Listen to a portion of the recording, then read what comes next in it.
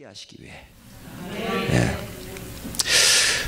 성경이 총 66권으로 우리가 알고 있는데 성경의 맨 마지막 결론이 어디예요? 요한계시록이죠. 요한계시록. 요한계시록의 결론이 있어요. 그게 이제 21장, 22장 마지막 새하늘과 새 땅이 임하는 그 장면인데 거기 보면 그 모든 성경의 결론이라고 할 수 있죠. 이런 말씀이 있어요. 21장 3절에 보면 내가 들으니 보좌에서 큰 음성이 나서 이르되 보라 하나님의 장막이 사람들과 함께 있음에 하나님이 그들과 함께 계시리니 그들은 하나님의 백성이 되고 하나님은 친히 그들과 함께 계셔서 하나님이 마지막 최종적으로 원하시는 것 그게 뭐냐면 하나님의 자녀들과 함께 하시는 거예요. 영원히. 하나님이 함께 하시니까 모든 눈물이 다 닦여지고 사망이 없고 애통하는 것이 없고 곡하는 것이 없고 아픈 것이 없고. 그래서 우리 신앙생활의 최종 목적이 무엇이어야 되냐면 주님과 함께 하는 것이어야 함을 믿으시길 바라겠습니다. 주님과 동행하는 게 우리 신앙생활의 목적이에요. 주님의 임재 가운데 사는 것. 그렇게 주님과 함께 이 땅에 살 때 함께 주님의 임재 가운데 살고 주님과 동행하면서 살고 주님과 함께 이렇게 살면서 그렇게 살다가 천국으로 들어가는 거예요. 자, 우리가 어떻게 주님과 함께 동행하는 삶을 살 수 있는가 그 기본적인 원리들을 가르쳐 주는 책이 바로 레위기입니다. 그 중에서도 오늘은 맨 앞부분에 있는 번제라고 하는 제사법을 함께 다루도록 하겠습니다. 그래서 우리 함께 번제에 대해서 번제의 의미가 뭔가 그래서 함께 살펴보면서 저와 여러분들이 주님과 동행하는 삶이 다시 새롭게 회복될 수 있기를 먼저 축원합니다. 자, 번제의 뜻이 무엇인가? 번이 무슨 뜻인지 혹시 아세요? 태우다라고 하는 뜻이에요. 태우다.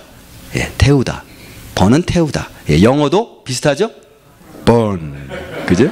burn. 비슷합니다. 제는 제사, 제물 이렇게 우리가 이해할 수가 있습니다. 그래서 번제는 쉽게 말하면 어떤 제사인가 하면 제물을 태우는 거예요. 태우는 거. 어떻게 태우냐면 우리 함께 좀 말씀을 볼까요? 앞에 1장 9절에 보면 그 내장과 정강이를 물로 씻을 것이요 제사장은 그 전부를 제단 위에서 불살라 번제를 드릴지니라. 전부를 다 태우는 거예요. 전부를. 일부만 태우는 게 아니고 다 태워야 돼. 다 태워야 돼. 다 태우는데 어느 정도로 태우느냐? 그냥 새까맣게 끄슬릴 정도만 되느냐? 그게 아니고 6장 10절에 보면 한번 볼까요? 제사장은 세마포 긴 옷을 입고 세마포 속 바지로 하체를 가리고 제단 위에서 불태운 번제에 재를 가져다가 그 다음에 11절에도 그 옷을 벗고 다른 옷을 입고 그 재를 그렇게 말씀하고 있어요. 재를. 그러니까 태우는데 얼만큼 태워야 돼요? 재가 될 때까지 태우는 거예요. 완전히 태우는 거예요. 자, 그게 내가 하나님과 동행하는데 무슨 상관이 있는가? 여러분들이 레위기를 읽을 때 여러 가지 많은 제사들이 나오죠. 구약 제사를 이해할 때 가장 중요한 키가 무엇인가 하면 하나님께 드리는 제물과 그것을 드리는 사람과 동일시하는 거예요. 번제를 드릴 때 먼저 제가 될 때까지 태우기 전에 어떻게 하는가 하면 그 번제를 드리는 사람이 그 소면 소, 양이면 양, 염소면 염소에게 손을 얹고 안수를 합니다. 왜 안수를 하냐면 안수를 함을 통해서 개가 내가 되는 거예요. 내가 그 동물이 되는 거예요. 그리고 하나님께 드리는 거예요. 그러니까 동물만 드리는 것이 아니고 사실은 나 자신을 그렇게 하나님 앞에 드립니다 라고 얘기를 하는 거죠. 그래서 소가 이제 번제단 위에 올려져서 이제 불태워지게 되는데 소가 불타는 게 아니고 사실은 내가 불타는 거예요. 우리가 예배 때 헌금 드리잖아요. 그게 사실은 돈을 드리는 게 아니고 나를 드리는 거예요. 예. 자, 그래서 재물을 태우는데 그게 이제 내가 타는 거죠. 나를 태우는데 나를 다 태워요. 완전히 다 태워요. 예. 제가 될 때까지 태워서 드리는 거예요. 자, 그게 도대체 무슨 뜻일까요? 요즘 우리가 흔히 잘 하는 말로 자아를 죽인다 이런 말 쓰잖아요. 자아를 죽인다. 자, 이스라엘 백성들은 구원받기 전에는 어떤 신분이었어요? 노예였어요. 노예. 그리고 하나님에 대해서 잘 알지 못하던 그런 사람들이었어요. 그들이 비록 하나님의 은혜로 구원은 받았지만 여전히 무지해요. 하나님에 대해서 잘 몰라요.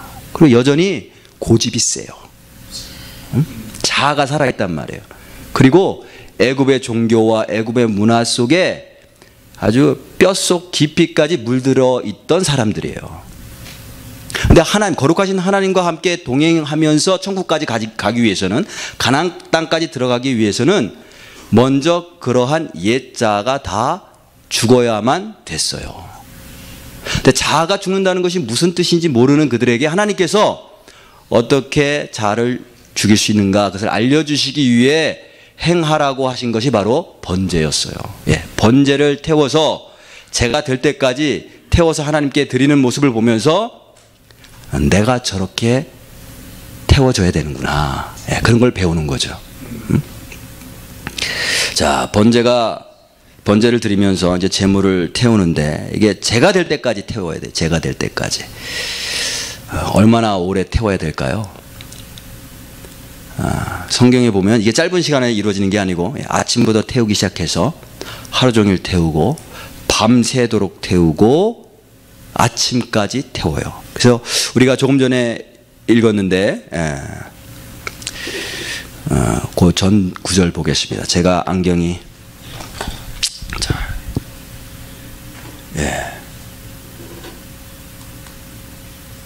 여기 없는데 6장 9절 제가 한번 읽어보겠습니다. 아론과 그의 자손에게 명령하여 이르라. 번제의 규례는 이러하니라. 번제물은 아침까지 제단 위에 있는 석쇠 위에 두고 제단의 불이 그 위에서 꺼지지 않게 할 것이에요. 아침까지, 밤새도록 아침까지 태웁니다. 장례를 치를 때 화장을 하는 경우가 있어요. 미국에서는 크리메이션이라고 이렇게 부르는데 크리메이션 다 하고 화장을 하고 나서 남은 것을 미국에서는 뭐라고 부르는가 하면 애쉬라고 부르죠. 애쉬. 그죠? 애쉬. 한국에서 뭐라고 부르는지 아세요? 화장하고 남은 거. 예? 재라고 불러요? 예, 화장하고 남은 거. 예. 유골이라고 불러요. 유골. 예, 유골. 예. 유골이 무슨 뜻이에요? 골. 뼈라는 뜻이거든요. 뼈. 화장을 다 했는데도 뼈가 남아 있는 거예요. 예. 그러니까 누가 화장할 때 하루 종일 이렇게 태우겠어요. 한 몇 시간 태우고 어느 정도 소각이 되고 나면 이제 잘 거두어서 이제 땅에 묻든지 그렇게 뭐 뿌리든지 하는데 뼈가 남아 있었던 거예요. 뼈. 그래서 이제 화장 기술이 발달하기 전에는 시체를 태워도 뼈가 남기 때문에 그렇게 불렀던 거예요. 근데 요즘은 화장 기술이 발달해서 뭐 가스나 기름 가지고 한 1000도 이상으로 높여서 그냥 수시간 안에 그냥 재를 만들어 버린다고 합니다. 근데 이 당시 고대 이스라엘에서 화장 기술이 아직 발달하지 않았을 때 나무를 태워서 이제 재물을 태우는데 이 재물이 재가 될 때까지 태우려면 얼마나 오래 걸렸을까요? 자, 애쉬 완전히 재가 된 것하고 유골 뼈가 난 것하고 차이가 있어요. 어떤 차이냐면 유골에는 뼈에는 유전자가 남아 있다고 그래요. 유기물질 DNA. 그래서 어디 가서 이렇게 뼈를 하나 발견을 하면 이게 아무리 오래된 거라도 뼈만 남아 있으면 DNA를 조사해서 이게 몇 살 때 죽은 사람의 시체인지 뼈인지 남자인지 여자인지 키는 얼마쯤 되는지 몸무게는 어느쯤 되는지 다 밝혀낼 수 있잖아요. 그래서 뼈 안에는 DNA가 있어요. 반면에 애쉬에는 DNA가 없어요. 유기물질 또 유전자 DNA가 다 타버리기 때문에 무기물질만 남는다고 그래요. 그래서 이 애쉬만 가지고는 이게 도대체 누구의 애쉬인지 식별이 안 된대요. 그 몇 년 전에 그 유명한 배우 그 최진실 씨가 죽었잖아요. 예, 자살한 다음에 그 최진실 씨 그 시체를 화장을 했어요. 그리고 나서 이제 재를 가지고 그걸 납골당했다 이렇게 보관을 했는데 어떤 사람이 그거를 도구로 해서 훔쳐갔다잖아요. 예. 자, 그러면 이제는 다시는 이 애쉬가 다시 찾는다고 해도 이 애쉬가 최진실 씨의 것인지 밝혀낼 수 있는 방법이 결코 없어요. 왜냐하면 거기에는 DNA가 없기 때문에.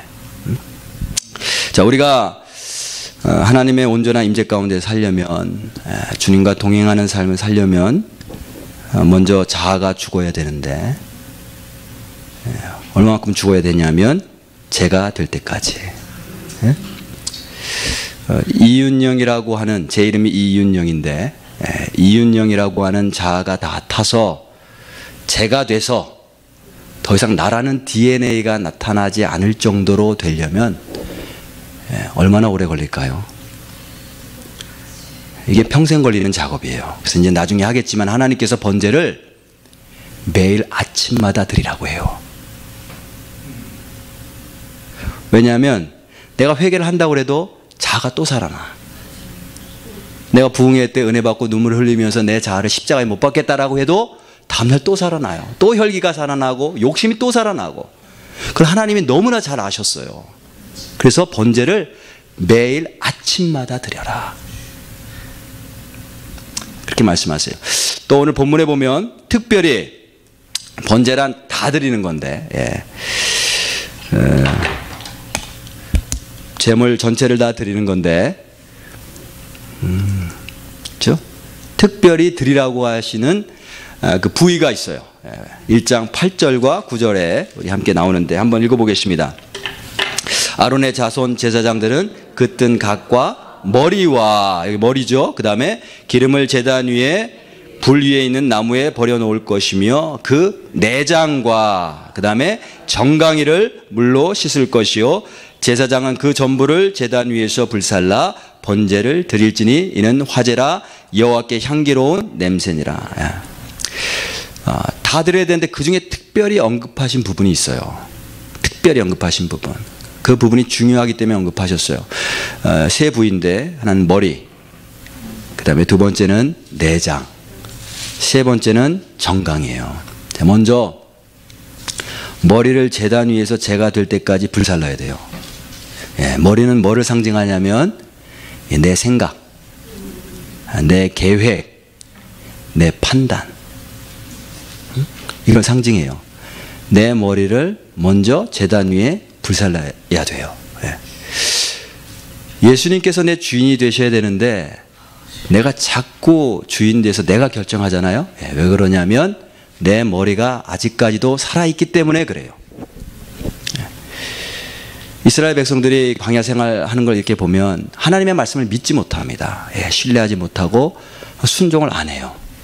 왜 그러냐면 머리가 살아있기 때문에. 이스라엘 백성들이 번제물 가운데 머리를 특별히 태우면서 뭘 생각하냐면 내 머리가 저렇게 태워져야 되는데 내 생각, 내 계획, 내 판단 이런 것들이 저렇게 태워져야 되는데. 자, 그 다음에 내장을 태우죠. 내장. 내장은 속에 있는 거예요. 속에 있는 내장을 제가 될 때까지 태우는 거예요. 우리가 속 상하다 이런 뜻, 이런 말 쓰죠. 속 상하다. 속이 탄다. 뭐 또 속이 쓰리다. 실제로 스토먹, 위가 아프다는 얘기가 아니고 내 감정이. 여기 속은 내장을 말하는데 특별히 두 가지를 말합니다. 우리 속에 있는 거. 하나는 나의 desire, 내가 하고 싶은 거, 나의 passion. 또 하나는 나의 감정, 특별히 상한 감정. 이스라엘 백성들이 가지고 있었던 디자이어가 있어요. 그 몸이 원하는 거 있죠. 내 마음이 원하는 것. 우리가 애굽에 있을 때 고기도 마음대로 먹었고 말이야. 부추도 마음대로 먹었고 마늘도 마음대로 먹었었는데 물 좀 시큰 마음대로 먹었으면 좋겠다라고 하는 그런 디자이어들이 있단 말이에요.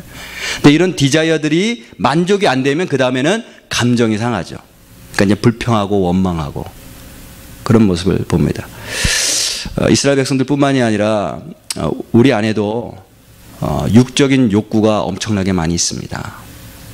세상적인 성공, 또 인간적으로 인정받고 싶은 거, 특별히 교회 안에서 우리 예수님만 날 인정해 주시면 된다라고 우리가 말은 하지만, 그죠? 사람들도 인정받고 싶어요. 인정받고 싶어하는 그 디자이어, 그게 안 되면 감정이 상하는 거예요. 이런 것들이 이제 하나님과의 관계를 가로막습니다. 이게 번제로 태워져야 돼요. 우리 내장이, 우리 디자이어, 우리 감정조차도. 그 다음에 이제 정강이. 정강이를 제가 될 때까지 태워야 되는데, 머리는 지, 내 생각, 내 계획. 그 다음에 내장은 정, 나의 감정, 나의 욕구. 그죠? 정강이는 나의 의, 내 뜻대로 살려고 실제로 행동하는 거예요. 실제로 행동하는 거. 인간적인 욕구를 채우기 위해서 하는 모든 행위들, 모든 표현들 다 여기 정강이의 표현이 돼. 정강이에 속하게 됩니다. 시편 119편에 보면 119편을 지은 시인이 대적들로부터 공격을 당해요. 속임수에 걸리기도 하고, 대적들이 이 시인을 웅덩이에 빠뜨리기도 하고, 온몸을 줄르다 꽁꽁 올가매기도 하고.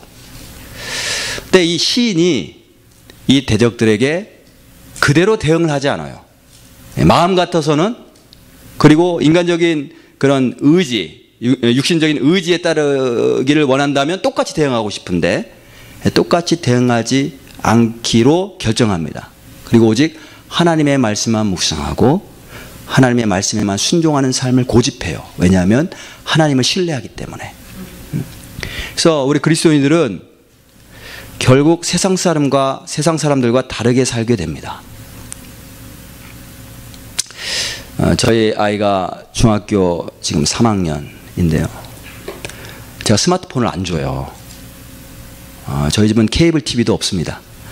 스마트폰 주지 않아요. 딴 친구들은 다 가지고 있죠. 요즘은 뭐 엘리먼트리 스쿨 스튜던트들 다 가지고 있어요. 근데 그 아이가 음악 듣고 싶다고 할 때 하루에 뭐 1시간 정도, 1시간 반 정도 이렇게 빌려주죠. 스마트폰 안 줘요. 애가 얼마나 욕구 불만이겠어요. 늘 다 가지고 다니면서 스마트폰 하는데. 근데 이제 제가 우리 아이들에게 자주 하는 말이 있어요. 뭐냐면 You are different. You are different. 그래서 우리는 내가 하고 싶은 것을 하지 않는 훈련을 해야 될 필요가 있어요. 네. 그 아이들 기를 죽이는 게 아니고 그게 오히려 아이를 살리는 길이에요. 스마트폰 보면 온갖 세상의 더러운 죄악들이 그 안에 흘러 넘치는데 이거를 분별력 없는 아이에게 주면 어떻게 되겠어요? 그 영혼이. 그래서 정강이를 번제단에 태우라고 그렇게 말씀을 하십니다. 그래서 나의 머리, 그 다음에 나의 감정, 그 다음에 나의 의지 하나님께 드리고 다 태우는 거예요. 자, 어떻게 내가 내 머리와 내장과 정강이를 번제로 태울 수 있나? 어떻게 시작해야 되는가? 레위기 6장에 보면 이런 말씀이 있어요. 자, 화면이 6장 9절 12절 있겠죠? 똑같은데 6장 12절 13절 한번 제가 읽어보겠습니다. 제단 위에 불은 항상 피워 꺼지지 않게 할지니 제사장은 아침마다 나무를 그 위에서 태우고 번제물을 그 위에 버려놓고 화목제의 기름을 그 위에서 불사를 지며 불은 끊임없이 제단 위에서 피워 꺼지지 않게 할지니라.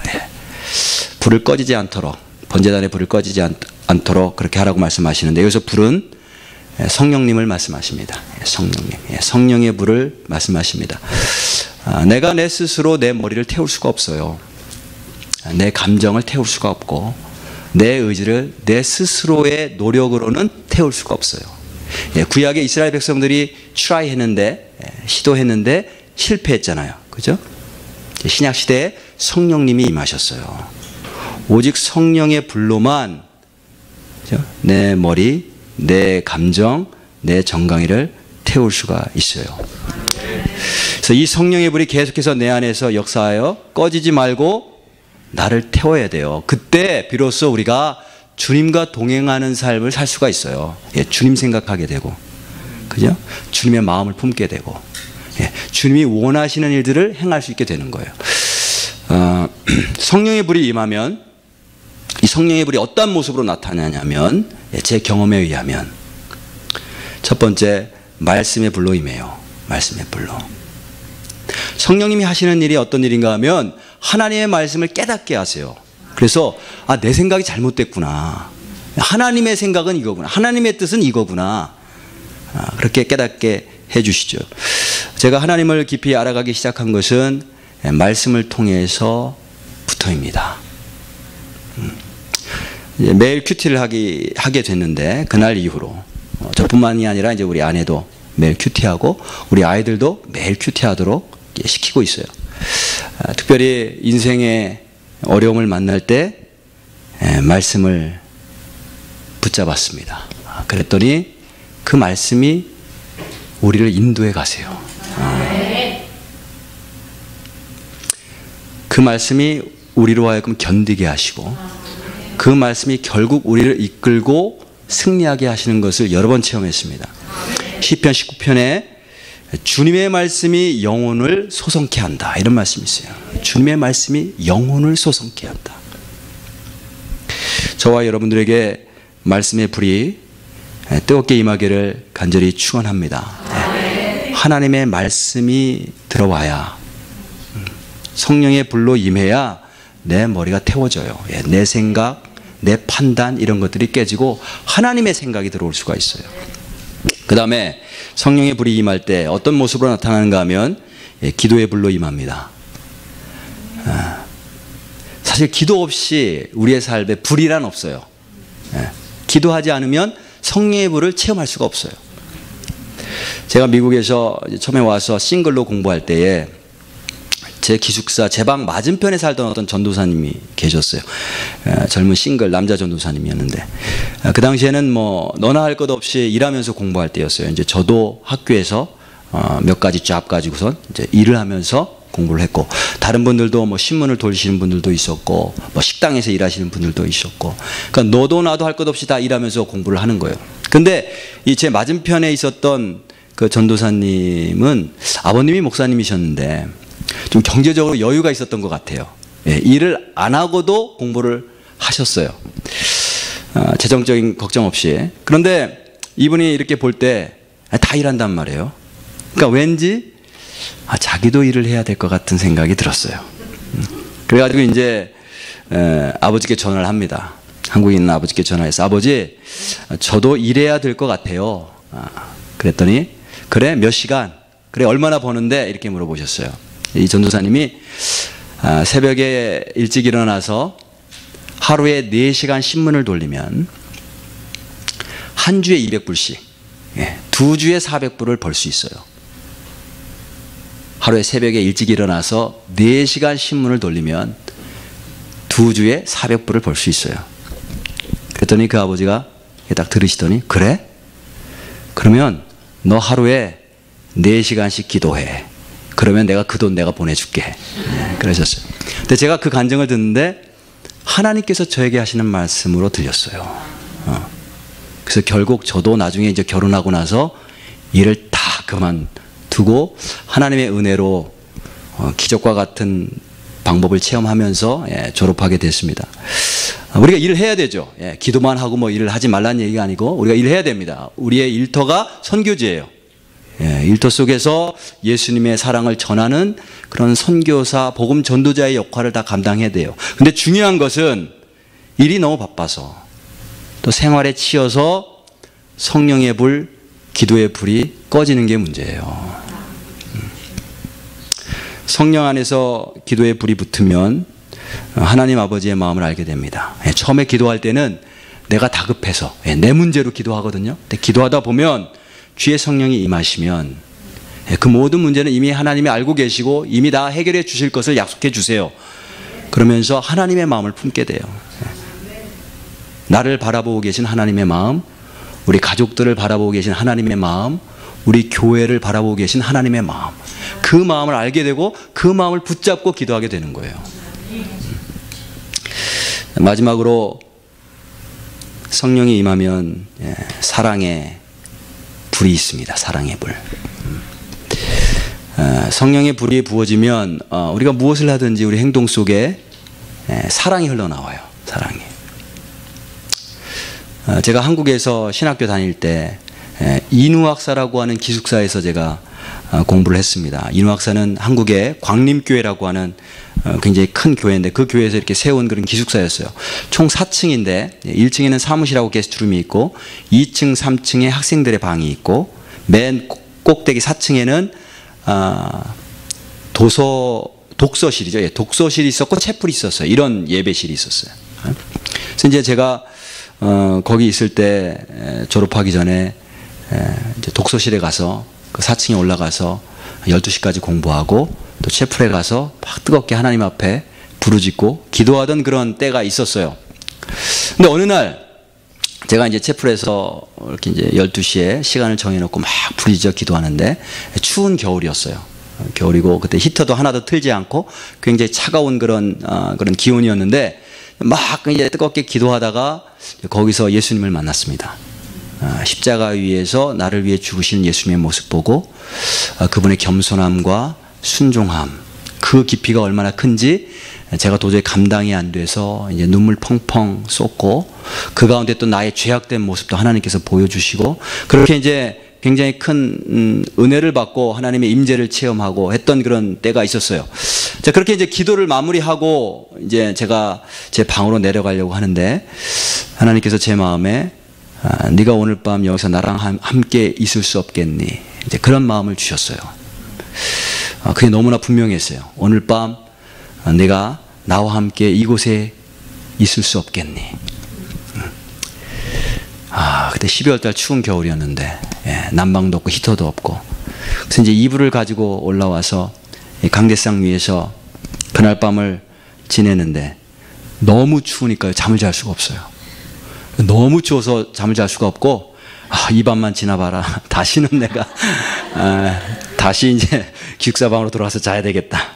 그런 생각을 하면서 밤을 그냥 비몽사몽간에 지새고 있는데 갑자기 새벽 한 3시나 4시쯤 되는데 옆에 문이 있었어요. 옆문이 열리면서 앞문이 열리면서 어떤 한 사람이 들어오는 거예요. 근데 창가에 어스름한 그런 그 달빛에 비추어서 그분이 누군지는 알겠어. 그분이 누구였냐면 어느 나이가 든 신학생이었어요.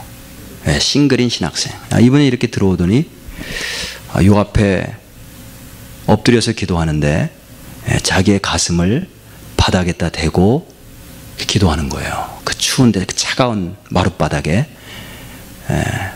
무엇을 위해 기도하는가 이렇게 들어보니까 북한을 위해서 북한을 위해서 눈물을 흘리면서 기도하고 있었어요. 아니 어떻게 아마 저로 하여금 그 모습을 보게 하시려고 그날 밤에 거기 있게 하신 것 같아요. 아니 어떻게 그 추운 겨울날 이렇게 차가운 마룻바닥에 자기의 가슴을 대고 저렇게 울면서 북한을 위해 기도할 수 있을까? 그건 사랑의 불이죠. 하나님이 세상을 이처럼 사랑하사 독생자를 아낌없이 내어주신 그 사랑의 불. 그런 주님의 사랑이요, 사랑의 불이 우리 심령 가운데 뜨겁게 부어져야 돼요. 뭘 하기 전에. 그래서 모든 행위들이, 모든 섬김들과 모든 봉사들이 이 사랑에서 나와야 돼요. 이 사랑이 없으면 내 몸을 불사르게 내어줘도 소용이 없다잖아요. 천사의 말을 해도 소용이 없다잖아요. 그래서 지금 그런 말 안 하지만 예전에 저희 교인들에게 제발 일 좀 하지 말라고 제가 그렇게 이야기했던 적이 있어요. 제발 일하지 말라고. 일하지 말고 먼저 하나님의 은혜를 회복하라고. 하나님의 사랑을 먼저 회복하라고. 하나님의 사랑을 회복하면 이제 뭘 해도 성령의 역사가 일어나요. 새로운 사람이 이렇게 들어올 때 그 사람을 향해서 그냥 인사만 했는데 그 사람은 그렇게 인사한 성도의 모습을 보면서 예수 그리스도의 사랑을 느끼는 거예요. 그리고 그 교회에 정착하고 그런 일들이 일어납니다. 자, 이 번제를 매일 아침마다 드리라고 하세요. 아침마다. 아침마다. 그래서 아침마다 내 머리를 태우고 내 생각, 내 계획, 내가 판단했던 것들 번제단 위에 올려놔야 돼요. 아침마다 내 내장을 태우고 나의 감정들, 나의 욕구들, 세상적인 거, 인간적인 것들 태우고 나의 의지, 내가 하고 싶은 거 있잖아요. 남들 따라서 하고 싶은 거. 남들이 뭐 사면 나도 사고 싶고, 남들이 어딜 가면 나도 한번 가보고 싶고, 이런 것들 다 태워야 됩니다.